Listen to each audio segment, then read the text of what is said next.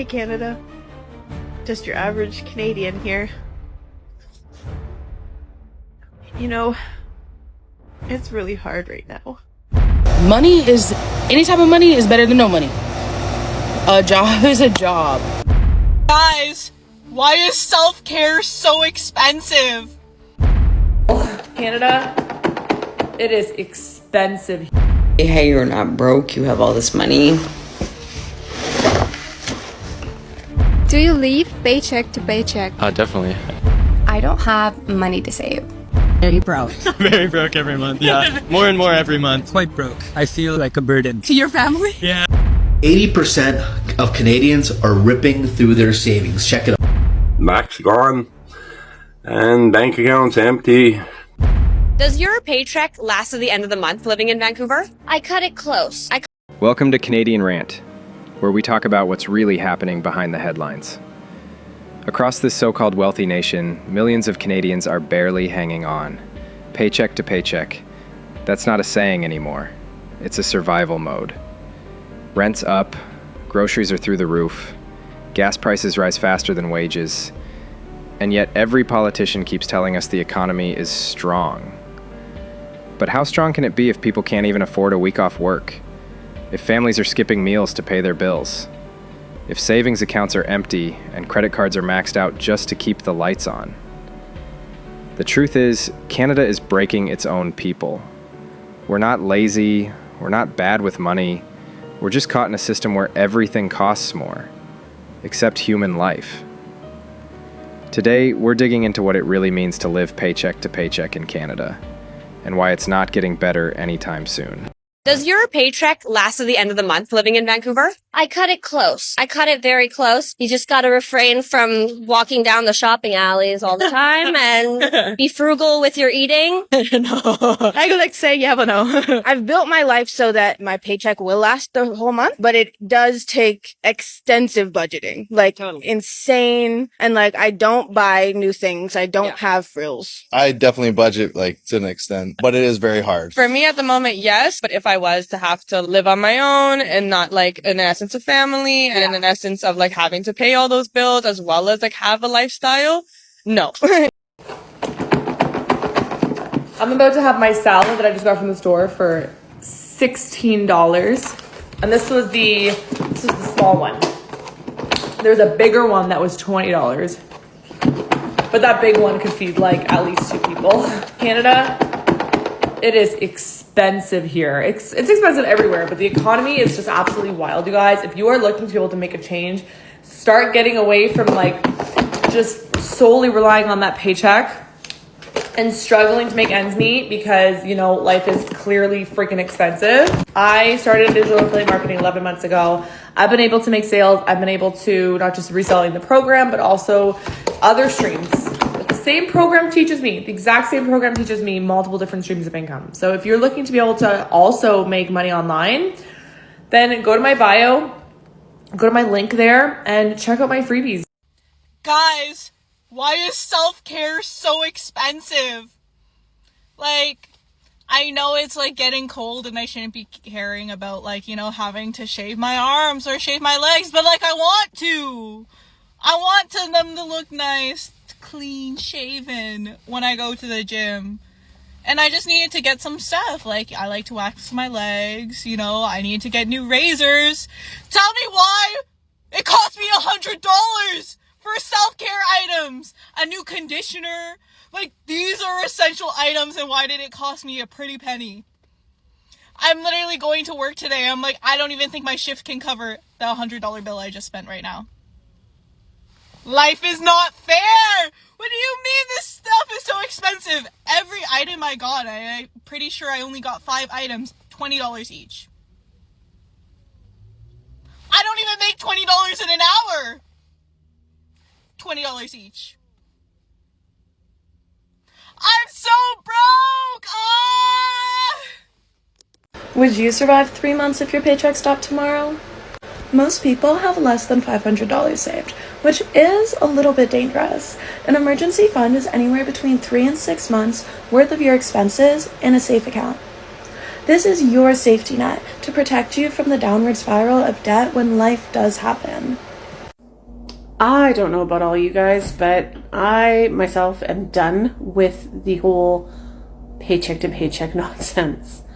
It's a reality that totally sucks, and I know a lot of us are in it, and it's like you just kind of stretch those pennies to the next paycheck and hope that, you know, you have enough to get there.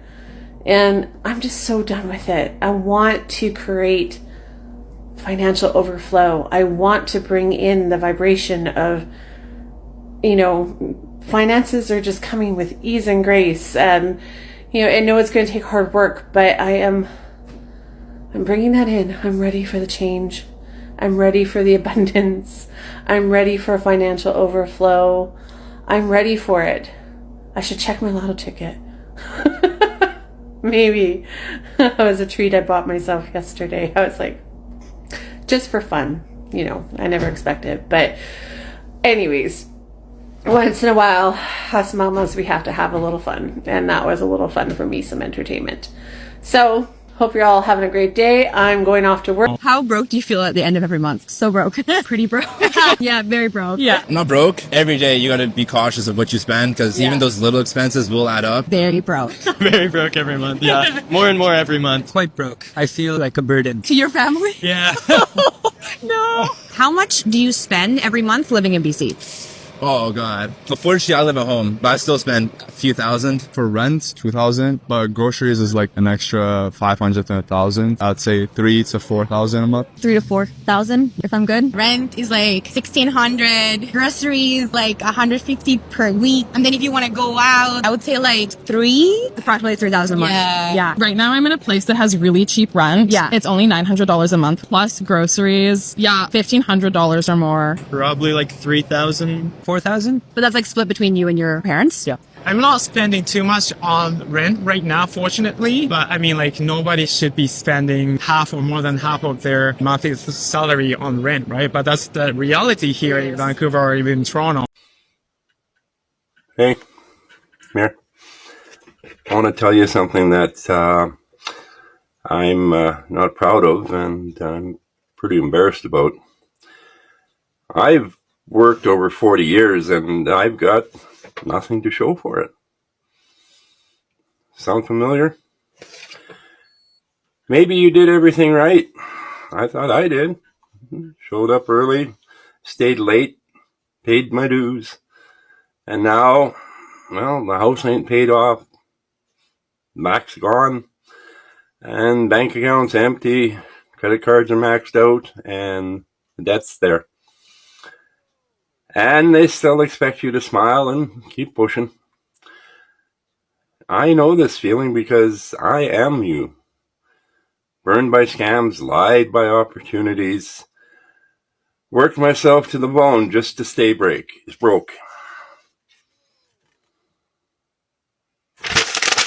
Well, you know what? I finally said, fucking enough. I started building something online that won't break my back body. And I built it for people like us, for me and you. So, you know, my friends, you're not lazy. You're not broken. You just gave 40 years, like I did, to a system that was never built to pay you back. This is for blue-collar workers who still show up every day with nothing to show for it.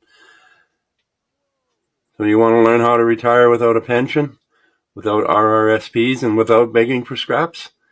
Grab my blueprint and toolkit.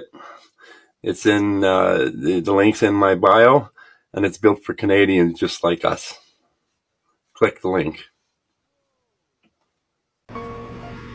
Hey Canada, just your average Canadian here.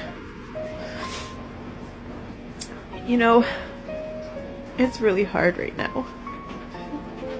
Things are really, really hard. I'm just an average person.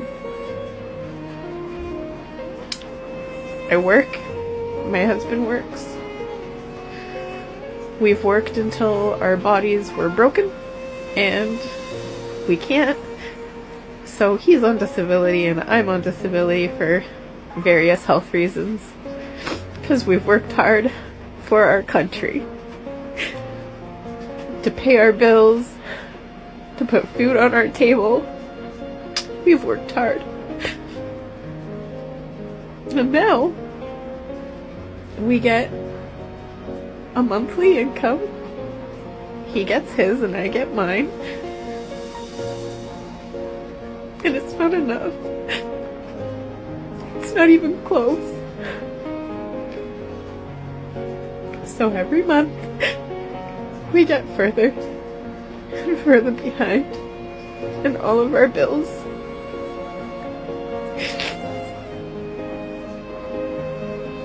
And this is just how we live.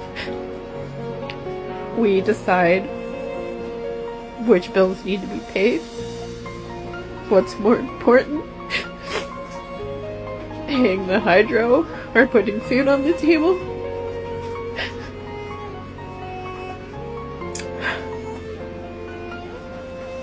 Things have to get better.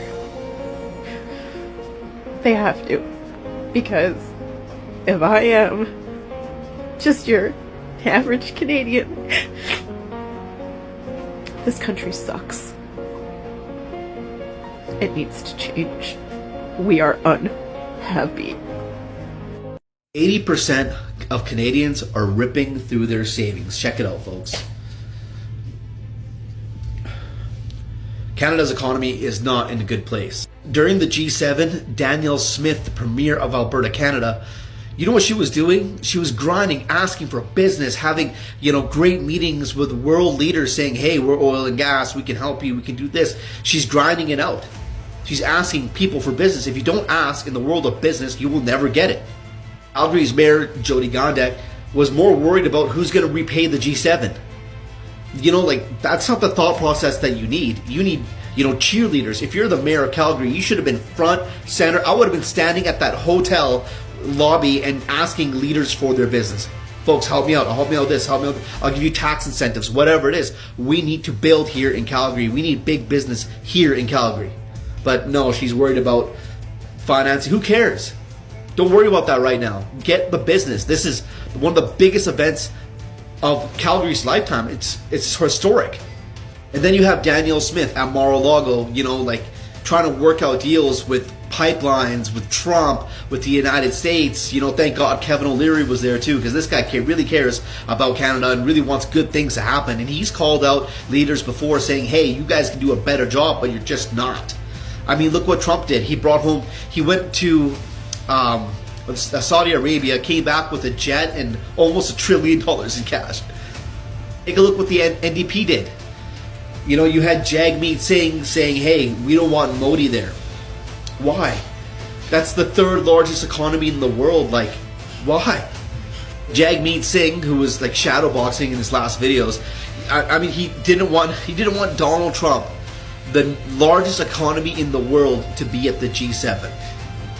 That's not a good thing. You know what I mean? He wants them totally barred for coming in to Canada because the way Trump is, he had at the time going through criminal investigation and just, typical NDP, typical liberal leaders.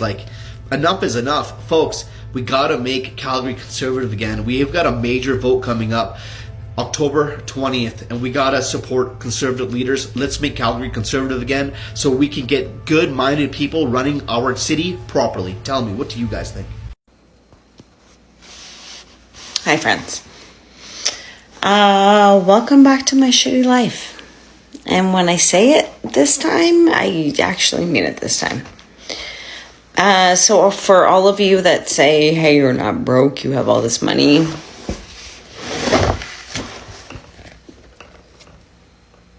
It's gone. So all the money we saved, I had to empty that and borrow, or my car was gone. So I borrowed. My kid is having asthma attack after asthma attack. And, it gets, sorry for my thumb. It gets better. Are we ready for this? Oh, I can't even see them.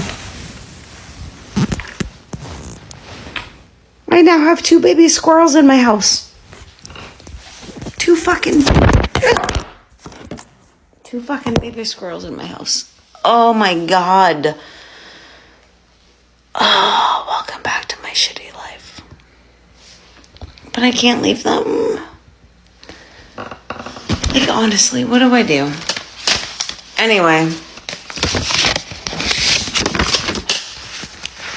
Marketplace. 120.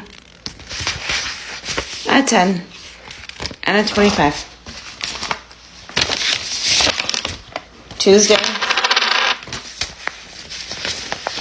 50. And change, which goes where? In the bucket. Saturday. Change. In the bucket. 50, 1, 20, 40, 60. Yeah. It's money. And I have nothing in my wallet except for fucking toonies. So, friend of time. Thank you, Uncle Don. It's just, yeah, it's all going in this week.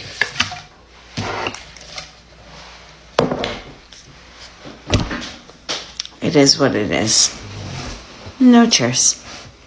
Bye. I don't have money to save. This is a comment that I get a lot of the time. Many people feel like they do not have enough money to save anything or put anything towards extra debt repayments. I will say, with the amount of custom budgets I've done and the amount of one-on-one calls I do, there's so much more flexibility than what you think there is in most cases. So if you're in the situation, the first thing I want you to do is to start tracking your spending. And you need to do this for 30 days. After 30 days, you will see a pattern of spending. So you'll see your grocery spending, your shopping spending, your restaurant spend, whatever, and you're gonna write everything down. And now I want you to sit down and I want you to write down your total income for the month. You're gonna minus your fixed expenses, so your rent, Wi-Fi, cell phone bills, subscriptions, whatever, and any minimum debt repayments. That is gonna give you a number that's basically what you have to play around with for your variable spending, so your groceries, restaurants, etc., as well as savings and investments. It'll become clear pretty quickly where there's wiggle room in your budget. Are you spending too much at restaurants? Are you spending a little bit too much at shopping or Amazon? What are those things that you might be spending your money on that you're not necessarily thinking about that could be better used towards extra debt repayments or savings and investments? I hope this helps and you got this. Do you live paycheck to paycheck? Definitely, yeah. How do you handle that as a family if you have one? Well, it's just me and my partner. We handle it the best that we can. We try not to go too deep into like credit card debt and stuff like that, but yeah, it's definitely tough. I do, yeah. How do you handle that? Not well. We make it work, we make the ends meet, and we do what we have to do. Luckily, it's just me and my boyfriend and our pet. But we can't really save for anything. Like if we wanted our own property, we can't really save for anything. Any extra money kind of has to go to food or our rent that month or our utilities. So there's not really anything left aside to like live life adequately. Got a little bit of my savings, but I guess you could say I do live a little bit paycheck to paycheck, you know, like most people. I could definitely cut back on spending though. It's not desperate, like paycheck to paycheck. I got plenty of money for food and other things, right? But if I were to lose my job, I had to find one real quick.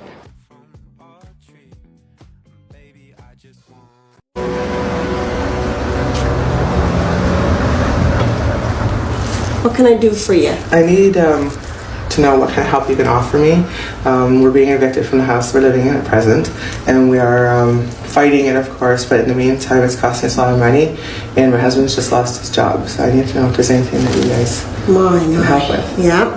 Okay, there is the funding, okay, that's come down from the government. I'm going to ask for $500, and $500 is the most. Mm-hmm. Okay? So, well, how much money do you really need?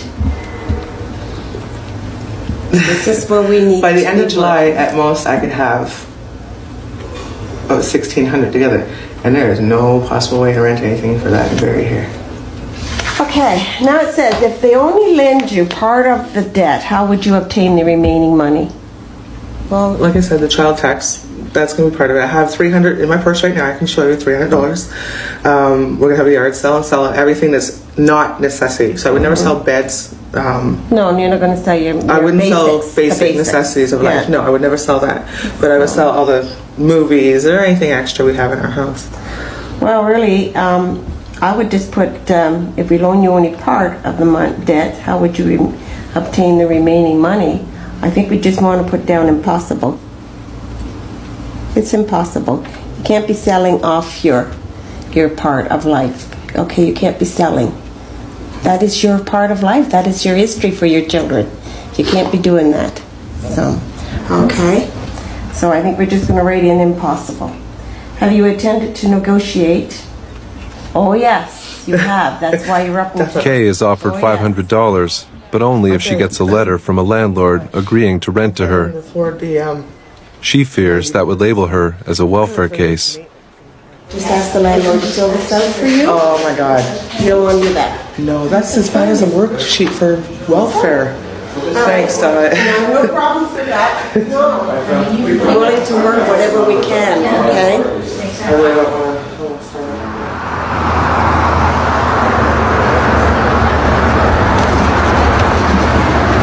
So what are you doing, Alex?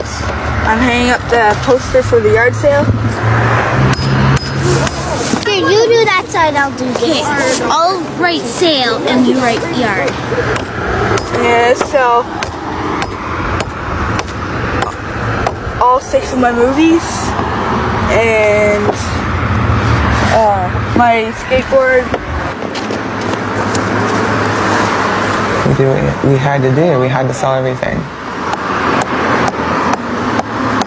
You know, they weren't overly upset because they knew at some point it could be replaced. Material things can be replaced. People can't. Okay, I'm joking. What do elephants and trees have in common? Trunk. Whatever. I think it's a good learning and growing thing for them if they, if they have to, yes, you have to do whatever you have to do to survive. Just 10 cents! Just 10 cents! Kay makes a promise to her children. If they sell enough juice, they can go to the Angus Fair. Just 10 cents! All they do is smile, wave, honk. You never come and buy anything. I know. Help me. We're poor. We need money. Buy our juice. Just 10 cents! Well, we're not getting any money to go to the fair. Well, yeah, get out there and start selling. Be happy. It's hard though. Some rich guy might come along and give you $100 bill for a glass of juice. Yeah, right. Go to the fair. Just do it. Yeah, that's a miracle. The yard sale goes on for 2 days and brings in barely $500. The kids sell about $5 worth of juice. Juice, 10 cents! Come get your juice, 10 cents!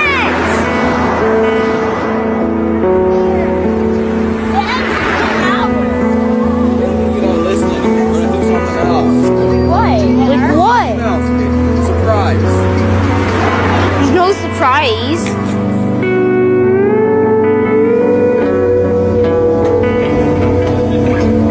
The fair packs up and leaves town.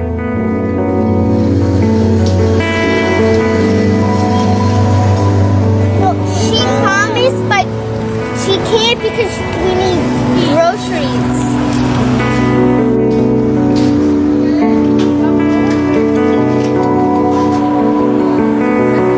Okay.